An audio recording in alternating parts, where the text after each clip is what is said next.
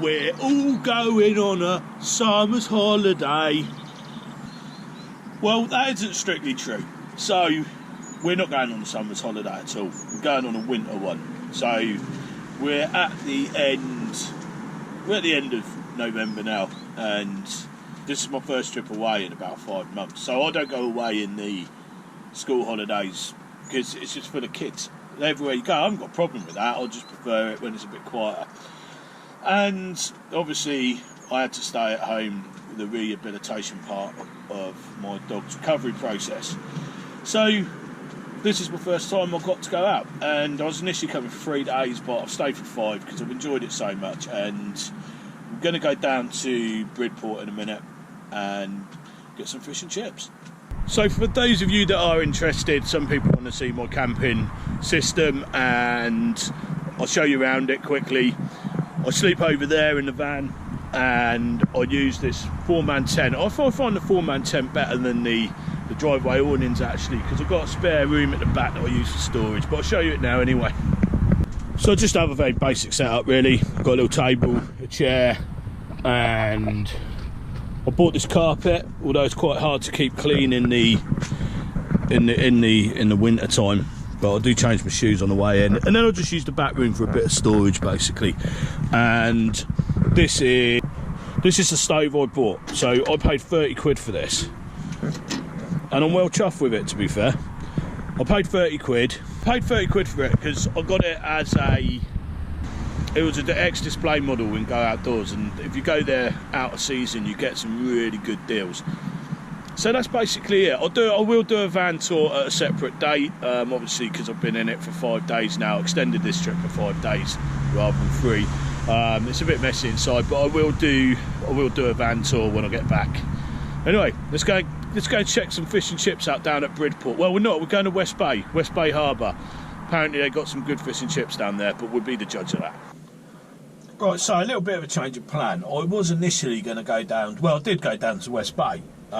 Which is just around the corner there, and they got all these little wooden kiosks that sell fish and chips in the summer season, and I was going to get fish and chips out of there and sit by the harbour and eat them, but the only unfortunate thing was there was only one of them open, and they were like a burger establishment more than fish and chips. So you know, I weighed it up, and basically what I've done is I've come over to the Hive Cafe, which initially I was going to go to the Watch House Cafe, which is the sister cafe to this, and that's in West Bay, but it was more like a restaurant, so the takeaway wasn't available there. Whereas this has got an actual takeaway kiosk, so I'm going to go over there. I'm going to get fish and chips anyway. I have been here before. I know the Hake and chips are good, but I'll probably go for a curveball option on the fish and chips. Still going to get fish because I'll show you the view that I'm going to sit here and eat it with. And is it, you know, fish and chips by the sea. I mean, you can't beat it, can you? Anyway, let's go and see what they got. So this is basically the view, and I'm going to go over there. I'm going to get some fishy number and sit here and enjoy it by the sea.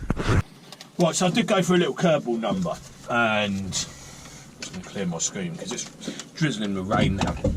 The one thing I will say, this is the Hive Beach Cafe, and it's got car park. It's like 4 quid, so you've got to put that on top of what you're paying, and I paid £17.50, so it works out about 21 quid. 50 for a takeaway. I've been here before, it is pretty decent. Nice napkins, and you can sit in here as well, to be fair. They do a sit-down menu as well, which is inside. I've got some salt and pepper and a wooden fork, which is all good, and the whole lot's in recyclable packaging, and we know how much that means to me. So I'll show you what I got. Now, I had Hake and chips here before, and it was blinding. So that is basically what we're having today. With a can of Puss lemonade. So it is expensive, I'm not going to lie, it is. But I think it's worth it. You know, it's always quite nice, the food in here anyway. We'll give it a go. You know, it's posh fish and chips at the end of the day, isn't it? And you've got that with a bit of garlic, a lorry. So this is squid that's been marinated, and it is whole squid. It's been marinated in chilli, lime and soy and whatnot. I've got to say, it's good. It is nice. And it's fresh squid, and I like that. It's not like the rings, the calamari rings, if you like, but bad at all. Get a close up of it. I've also had the hake here before as well, and it's awesome. I don't think you can beat eating seafood by actually sat here smelling the sea air. Now, we're nearly in December now, and this place is busy still down there. So I think that's a standing testament to it, isn't it? A lot of dog walkers, a couple of motorhomes over there, although they don't permit overnight camping here, so I don't know. Chips are awesome. And it's all high-end stuff in there. Like the ketchups are Stokes, so they're posh. So let's have a go on this. So this is Bradley's Quench lemonade. Never had that before. Yeah, that's nice. So I've got to say, it is on the high end of the budget. There is no getting away from that. But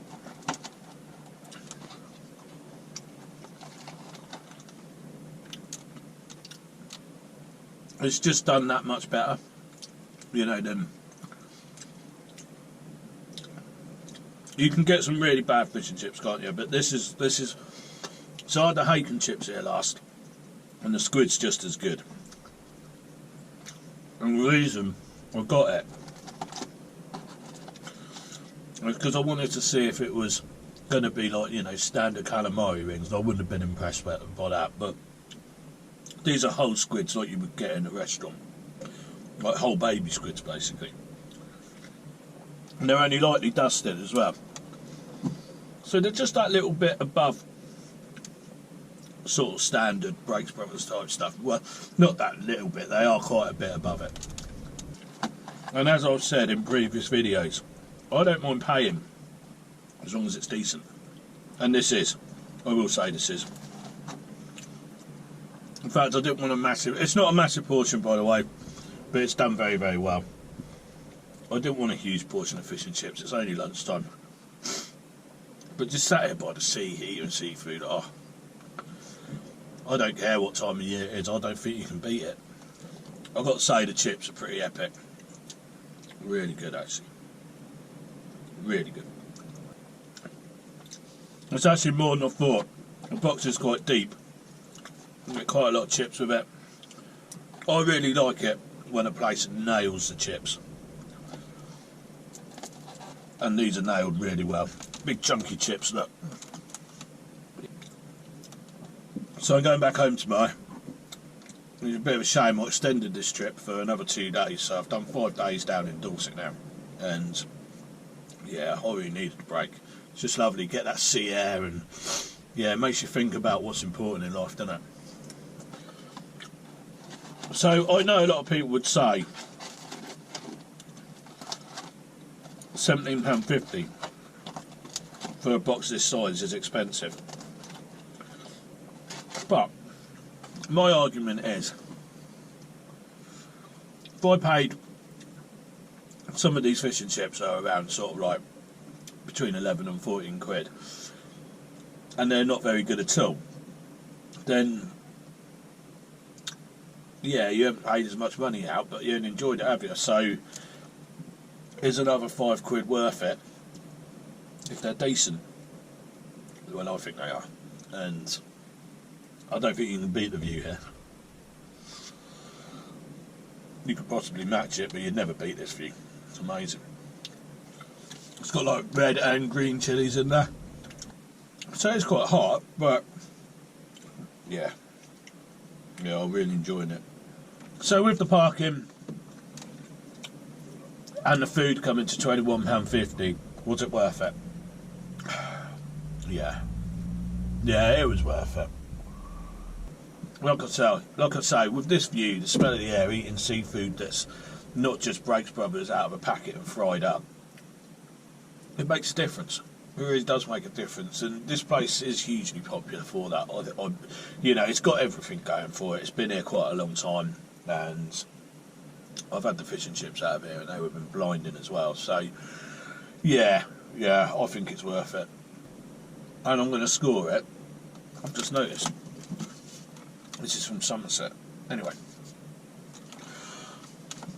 I'm going to score that a good 9 out of 10. Yeah. I think it's worth it. I think it's worth the visit. Plus you get a beautiful view of the sea. Yeah. And I think the fact that it's busy even in the winter, that says a lot, doesn't it? So I'm kind of glad that there wasn't any fish and... Well, there were fish and chips available in West Bay, but I don't know.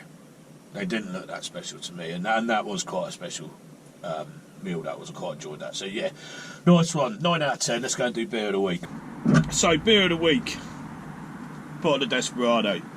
Now I just went down to the Hive Beach Cafe and had squid and chips. So fish and chips, just a little bit of a different fish and chips than normal, and I really enjoyed it. They are one of the better establishments, put it that way. And I need to add, well, I didn't say in the video when I was there that it cost me £4 to park there, but if you're a member of the National Trust, then you can park for free. So that's important to know. And yeah, you know, I would go back there and have that all again. So, you know, if you're down Dorset Way, it's a good one to visit. I'm not going to tell you what Desperado tastes like because I've done it before. I just like it. It's meant to have tequila in it. I don't know if it has or not. I can't taste it. It tastes more like shandy to me. So I have a lot of people ask me, because I camp all year round, and I have a lot of people ask me, you know, how do you stay warm? You know, is it not cold and damp? Yeah, it is cold and damp, and if you're not in the right mindset to do it, don't do it, because you've got to be a happy person. You've got to be quite positive in life to camp all year round. You know, it isn't as easy as it is in the summer. However, that said, it is perfectly doable. We go into the minus temperatures, but only just. And it certainly hasn't been it this week. It's got down to 0, but it's not been freezing. And the trick is to dress properly for it. So I'm currently sat here and I'm quite hot actually, because I've got a hoodie, a t-shirt and a combat fleece on and a hat. I didn't bring my thermal gear this time round, which I sort of wish I did, but you know, you can get by. And once you're in bed at night, so I don't sleep in the tent here, I sleep in the back of the van. You know, it's a camper van, I've insulated it, and I will do a tour of that at some point. But once you're in bed, if you've got the right bedding, you're totally warm, and it doesn't matter how cold it gets. Now, I've slept in the back of vans in the Alps at minus 18, minus 19 at night, and if you've got the right gear on, you are not going to be cold. And I think that's what a lot of people don't understand in the UK. They think that they can walk around in summer gear and still be warm. It's not like that. You've got to dress appropriately. And that's how you do it, basically. There's no real science behind it. I go into, so my bed, a lot of people talk about teddy bear bedding, which I don't have that, but I have the equivalent. So they're basically fleece blankets. I call it Viking mode. And when I go into Viking mode, I don't get cold. And I think you just get on with it. And I love it. I love embracing the elements, and I love watching the seasons change. Anyway, I'm going to sit here and enjoy this beer. And I hope you enjoyed this episode, and I'll catch up with you in the next episode. Cheers.